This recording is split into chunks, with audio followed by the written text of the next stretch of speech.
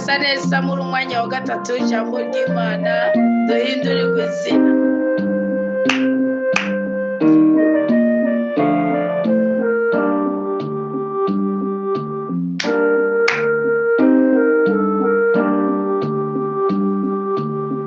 Gukunda cyane sinoro nkukunda bivuga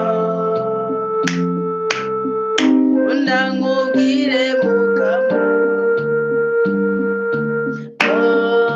ndagukunda cyane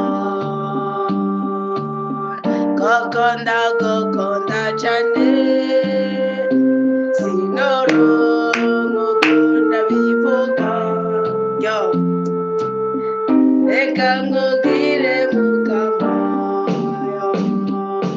kunda ndabivuge ko ngukunda cyane rwose ngukunda cyane mukama yo uri umwami wanjye reka ndabivuge ko ngukunda cyane rwose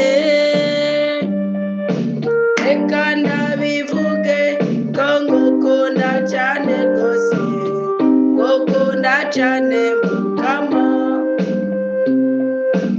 uri umwami wanjye kunda ndabivuge ko ngukunda cyane rwose.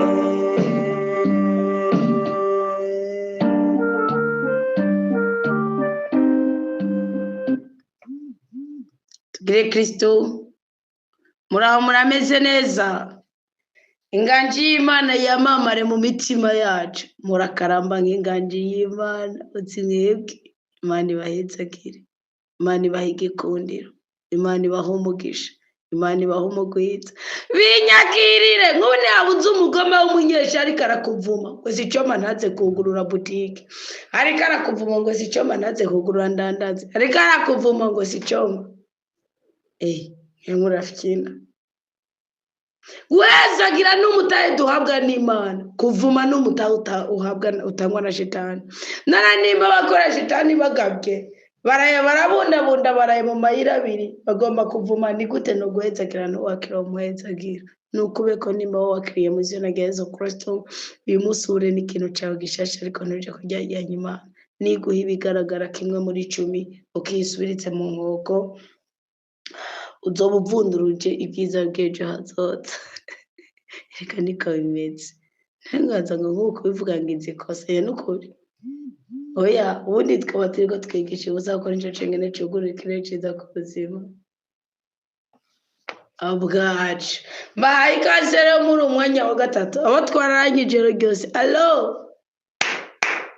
kabera Kristo ni muzima, hageze ko tujya ku mirimo cyangwa kuryama. I don't know. Nuko rero mukama duhindurira izina, mukama dutera iteka, mukama tunezereze, mukama tubohore, mukama dutwengere kandi adutwengeshe, atwibutse ko twanditse mu kiganza ciwe cy'ukuryo nk'imanzi. Ndavuga ubutazimangana. Dusenga Imana tuganire murazi ko umwanya wo guhindurirwa izina dusoma Bibiliya basi ijastonori.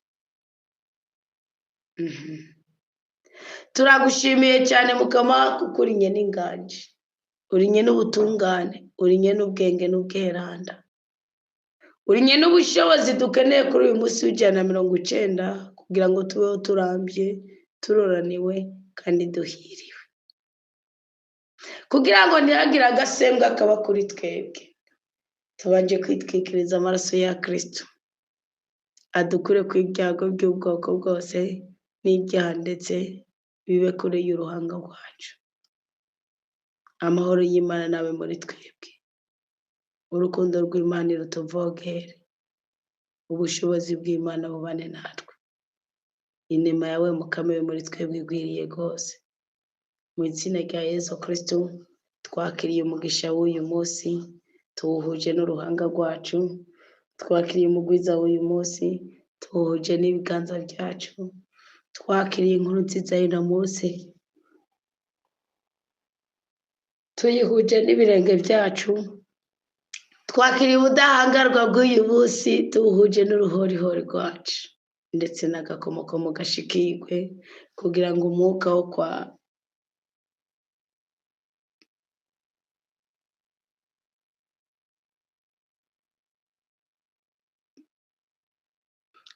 kwa inakuru wa Goliyati Horupa, umwuka wo kwa Horupa ntudukurikirane, umwuka wo guhindagurika, kwemera ibyo utari bushitse ntudukurikirane mu izina rya Yesu Kristo. Tuyobwe na mutima w'Imana uyu munsi, tuba abantu bari mu ntego, batajuragirika, badahindagurika, gutyo Imana ibiduhera umugisha. Amen. Nuko rero turi ku munsi wa 26 wo gusoma ijambo ry'Imana dukuzako kugira ngo duhindurirwe amazina, amagidara yacu yuzure ubudangarwa bw'Imana. Turacari mu kigabane ca 27 c'igitabo c'Itanguriro, burya naho biruko nitwihuta rwose.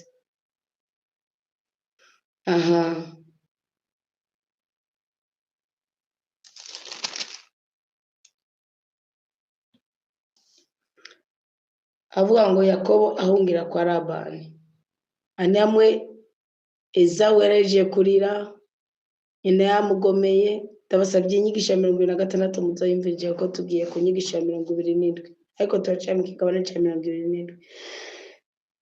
Yamutwaye mugisha yagize. Ubu rero Yakobo agira ahunge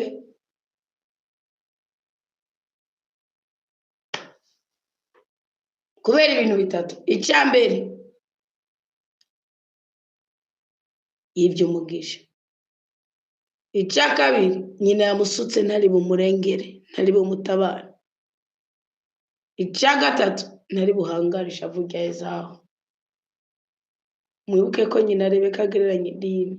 Narabwiye idini yo ndiko ndavuga, simba ndiko ndavuga amaho wacu Eklesiya, simba ndiko mvuga Pentecote, mba ndiko mvuga imigigwa idutwara umwanya tukabura umwanya w'ijambo ry'Imana. Ko niko kuri.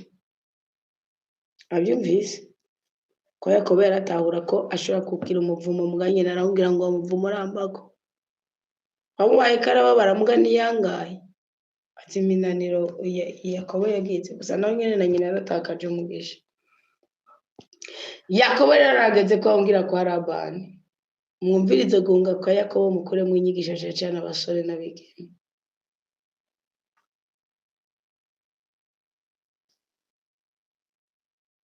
Esawu aheraho yanga mwene wabo Yakobo kubera uyo muhezagiro se yamuhaye. Esawu yibwira mu mutima ati, igihe cyo kugandarira data kiregereje.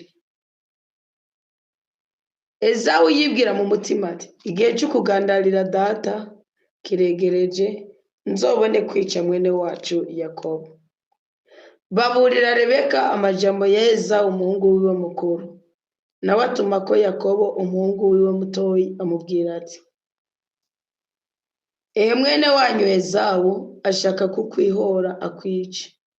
Ubu rero mwananje murumva yabwiye ngo umuvumo wawe uzonsigareko, ko atemeye ngo bari wicwa mu kibanza ciwe. Ntibazosuye kuzabara basuka mu ndimi Imana mukuri ku ijambo ryayo. Ubu rero mwananje nyumviriza, haguruka uhungire kwa musazanje Labani i Harani. Muramaze kwibuka murucamuka ko batubwira ngo ko nyoko rumwashikana na nyoko. Wowe niwe yamurungitse mbwa nundi yarakubitikiye, tuzobibona. Uzobe urabana nawe iminsi, ushika ishavu rya mwene wanyu ritururuye, ushika inzigo agufitiye imaze gucureha, amaze kwibagira ikibi wamugiriye. Mwumvirize, vuga ngo uririndire. Iyo kibagira gute wamutwaye murage burundu. Nzoheza nume uwuza kugukurayo. Ni kuki mwemi nobaburira umusomo.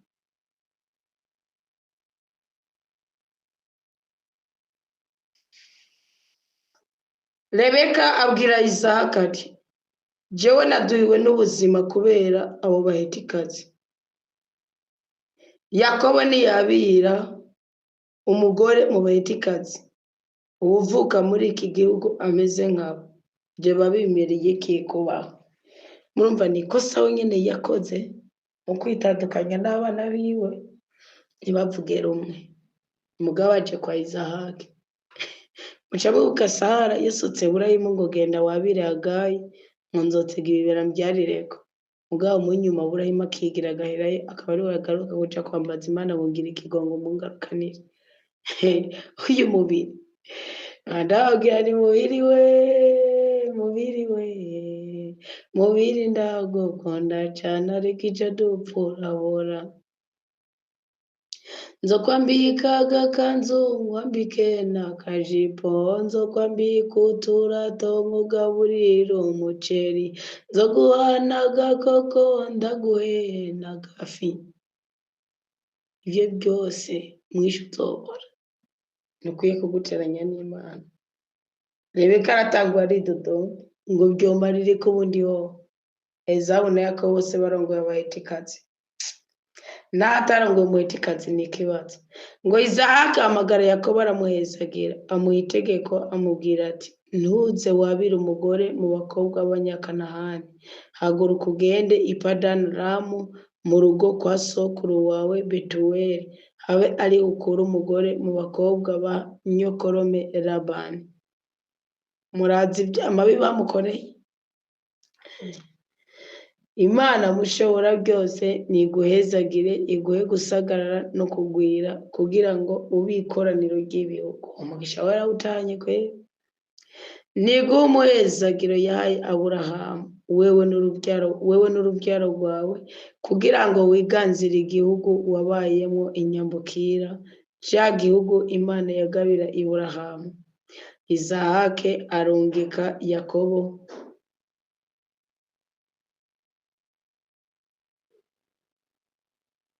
Izahaka arungika Yakobo nawe agenda i Padani Aramu kwa Labani mwene Betuweli umwaramu musaza wa Rebeka nyina wa Yakobo Ezawu bwangu arahise azokoroherwa katubirindire gatoya Ezawu arabona ko Izahaka yahezagiye Yakobo kandi ko amurungitse i Padani Aramu ngo bari hazokura umugore ko mu kumuhezagira amuhaye n'itegeko ati ntuze wabire umugore mu bakobwa b'i Kanahani Yakobo rero arumvira se na nyina agenda i Padani Aramu aho Ezawu aboneye ko abakobwa b'i Kanahani badahimbara se we Izahaki yaciye agenda kwa Isimayeli urumva yaciye ajya kwa Isimayeli uwo kwa Hagayi Izahaki wo kwa Sara asabayo Maharati umukobwa wa Isimayeli mwene Aburahamu mushiki wa Nebayoti amwongera ku bagore yarasanganywe ngo umugore wiwe urumva agiye muri Isimayeli yarasanganywe abaheti babiri Yudita nande yarasanganywe abaheti babiri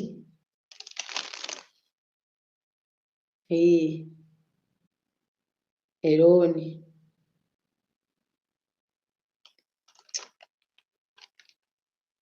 Hatari aragiye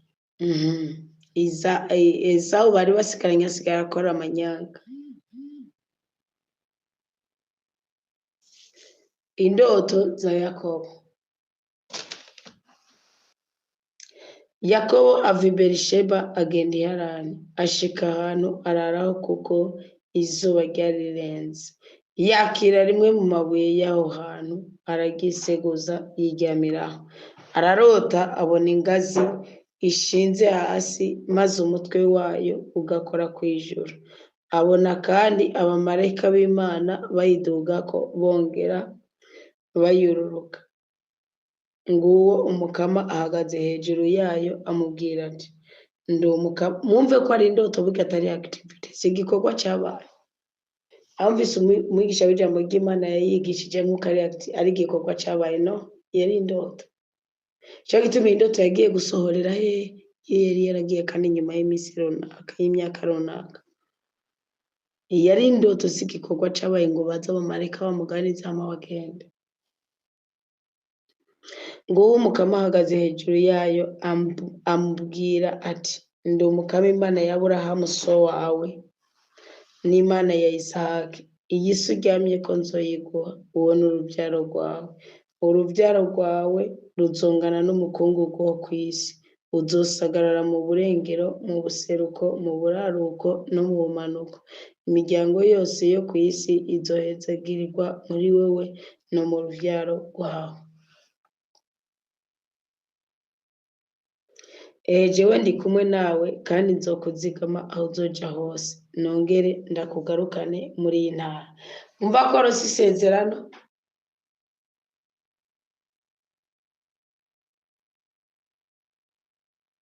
Kandi iri sezerano rose ntazi uko bizogenda, mugara rose isezerano ko mwishu Imana izomugarukana.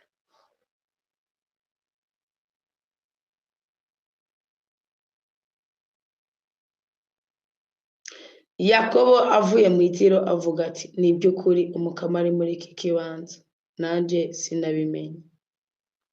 Agira ubwoba avuga ati aha hantu naho gutinya nta n'ikindi, ni ingoro y'Imana, ni irembo ry'ijuru.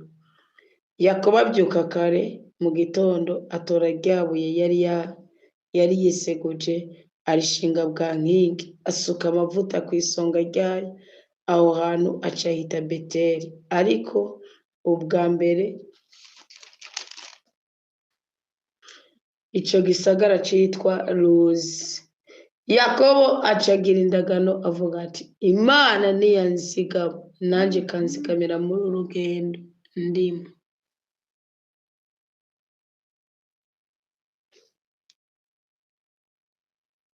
Niyama ico ndya n'impuzu nambara, ninagaruka amahoro kwa data. Murumva iyi mihigo? Tuganire kuri uyu muhigo je dushaka tuyisubire kuryama, bakirije kuryama.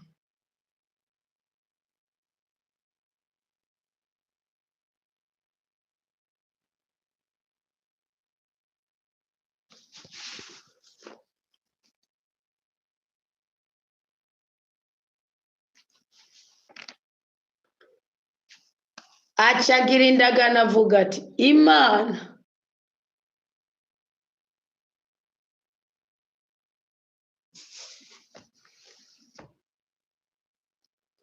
niyagumana nanje ikansigama muri urugendo ndimo, niyama ico ndya n'impuzu nambara, ninagaruka amahoro kwa data, umukama azoca aba Imana yanje, n'iribuye nashinze ubukingi rizoba ingoro y'Imana, kandi mu bw'izoma byose nzogushikanira icicumi.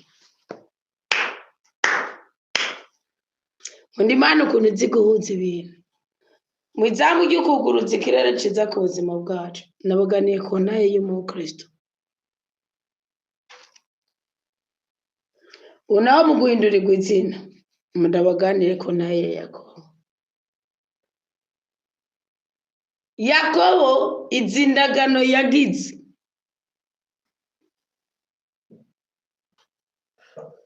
zatumye Imana ikora nk'Imana. Yakobo agera ku rwego ariyakira mu makuba atewe na sebukwe Labani. Imana ivuga ati ntera izo nzi zose, gera ku rwego ivugana n'umupfumu, tugenda ubwire Labani ko ubutunzi bwose afise abufise kubera Yakobo.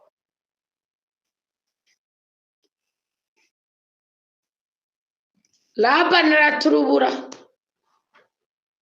ati guma ngaha tube turagumanye.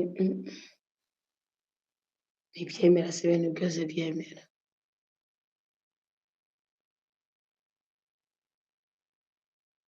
Guma ngaha tube turagumanye, kuko Imana yari yamubonekeye. Yakobo arumvise message. Yakobo kubera indoto ngibi bintu bine yakoze. Kubera indoto yatahuye ko abonye Imana kandi ntiyapfa.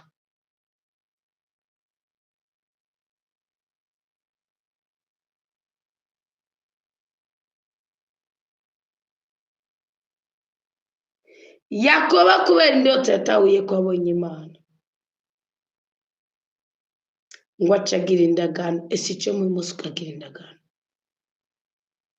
aravuga icya mbere ngo Imana niyagumana nanje. Mu bugingo bwacu ni nk'umunsi, ni bugufi ntiburamba ibinezero byabwo birashira mwamudahinduka tugumane ngo gumana nanje kuko umusukutse raba burije ntusige ndi jenyine kuko atawundi nizigiye ko yontabara umwami unkunda uze tugumane.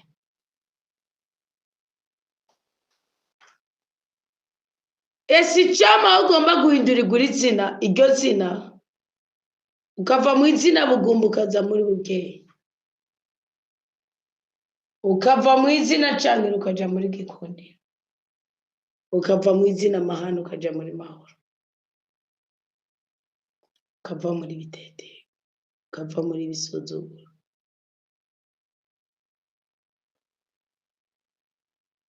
Niyagumana nanje urashagumana n'Imana ihamagarira. Icya kabiri ikanzigamira muri urugendo ndimo. Ari abantu mushore imitwe yanyu yonyine urabyuka ngo wasanze ngo izamu urumva mana wowe wanye ngo ndarusha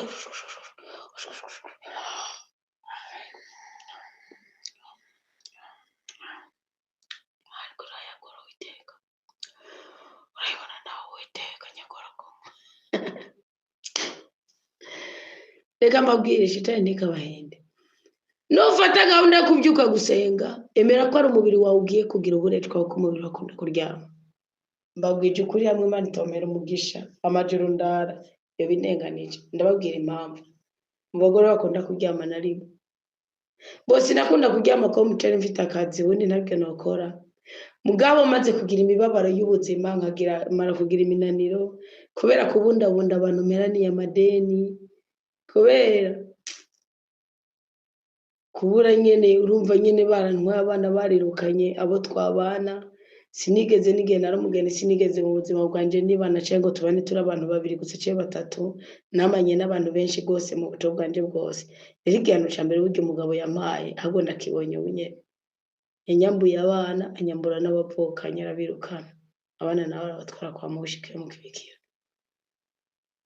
Ubu niho nkibona igihano ca mbere yampaye kweri mugara ufite ko ntari ndabashoboye bari barangwariye ko kwashashonje ntacyo byigeze bintwara kuko bagiye mu kibikira bace basa neza kimakorne pe umucere bwaturo ngo cyari kibazo kareka ariko umuntu adakunda Imana akunda iki nimba mushaka guhindurirwa izina basuzoze ndagushingira inama ubwinge n'Imana yanto ikangura kucavika nyitoratorera ndo kuyara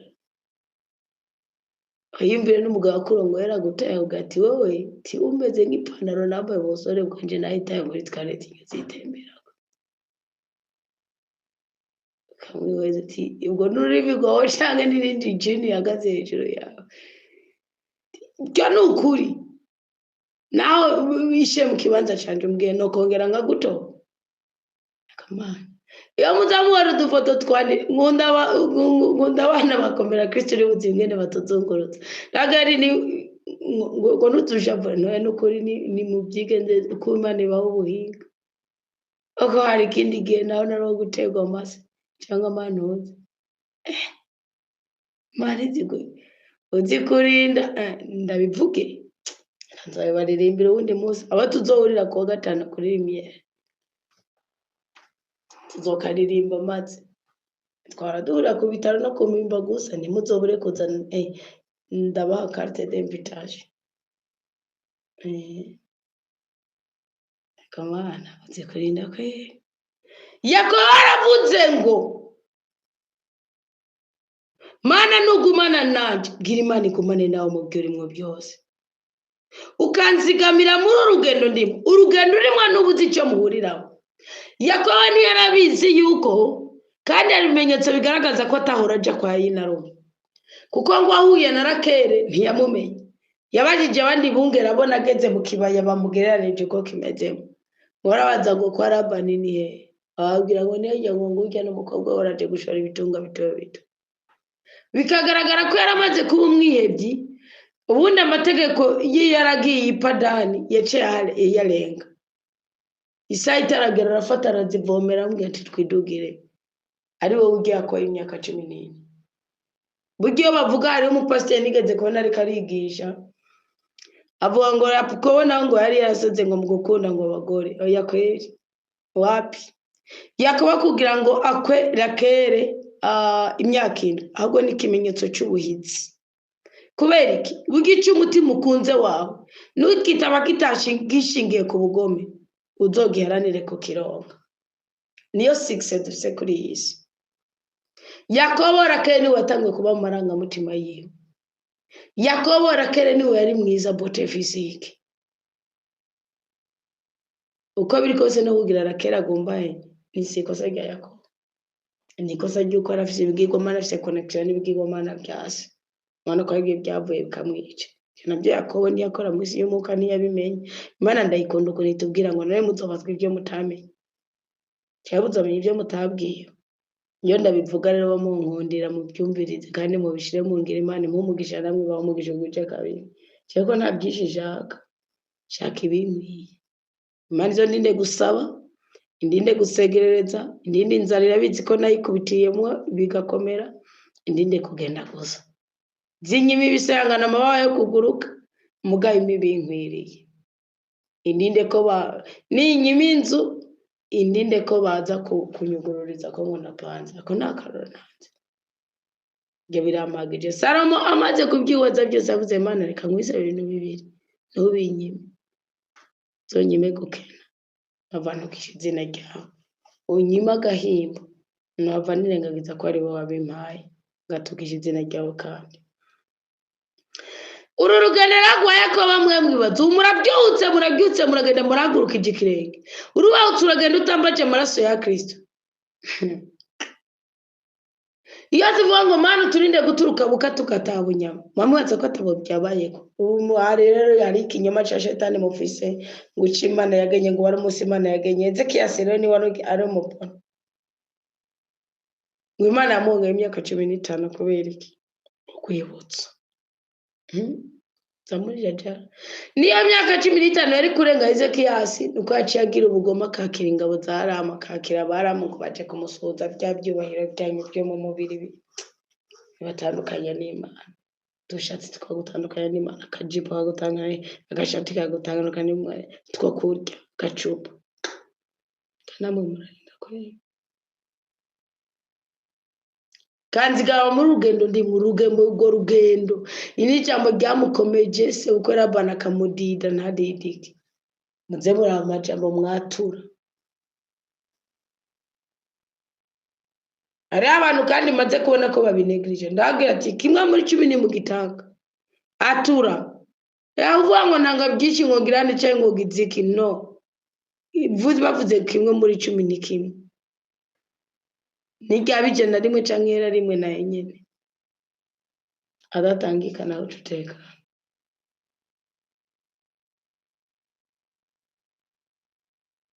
ngo ni ya michonge n'impuzu nambara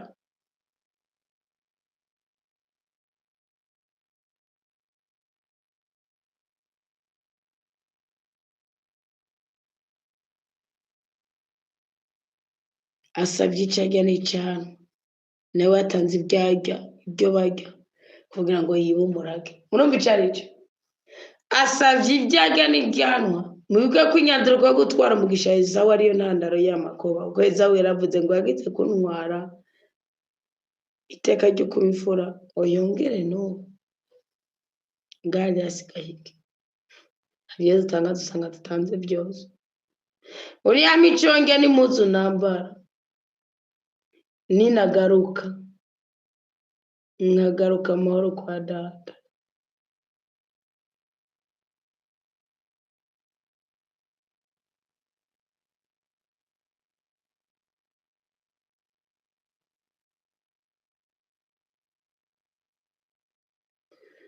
revuga umva ko asabye ibintu bitatu acavuga ngo naho mukama uzocuba Imana yanje niribuye nshinze bukingi rizoba ingoro y'Imana kandi mu byo uzoma byose nzogushikanira kimwe muri 10. Yakobo yasabye uburinzi ku buryo bw'umubiri no gumana nanje, asaba ubudahangarwa, asaba n'ubutware. Nawe yemeye ibyo bitatu nyene, kubaka kwemeye ngo Imana ko ari muvyeyi wiwe, kuyubakira, kuyiha kimwe muri 10. Tuzosubira ejo mu 29 baje 29 yakabahura na Rakeli. Ariko uru rugendo urimwe ibyo muzohuriramo nabyo nzi, hari aho witeze kuzotabagwa n'inshuti ari izokurya. Yakobo ntiyarazi ko Labani ari we wamuriye. Hari aho witeze kuzotabagwa n'umugenzi ari we azokumu. Yakobo ntiyarabyiteze.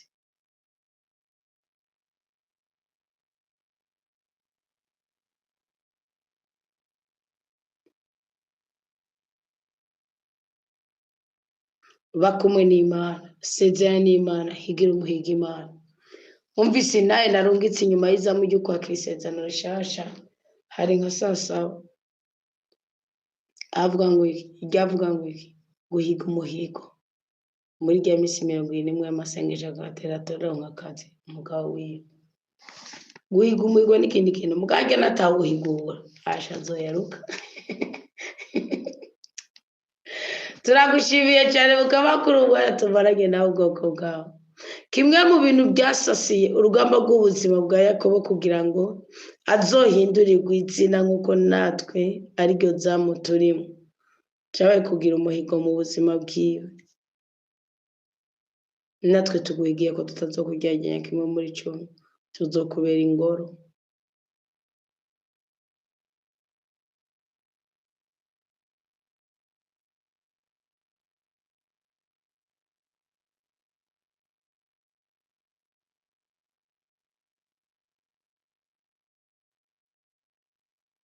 Arabwira Imana ati kimwe mu 10 sinzobikuryaganya n'undinduka ibyo kurya ukaba ibyo kwifuka byo kuvuga afatiye ku bintu bikenewe atarengeje atagize ndenza rugero.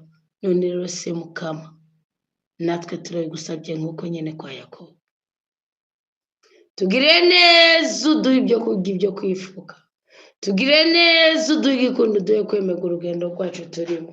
Umwe wese mu buzima agana kubamwo uyu munsi umuhindura izina nyagora ku ngoma, maso ya Yezu Kristo adutwikire, impuhwe zawe zitubeko, mutima muranda twuzuzemwo urukundo rwiwe kandi rugomere. Bisigaye turinde kubabara twagura imbibe mu izina rya Yezu Kristo. Amen, amen.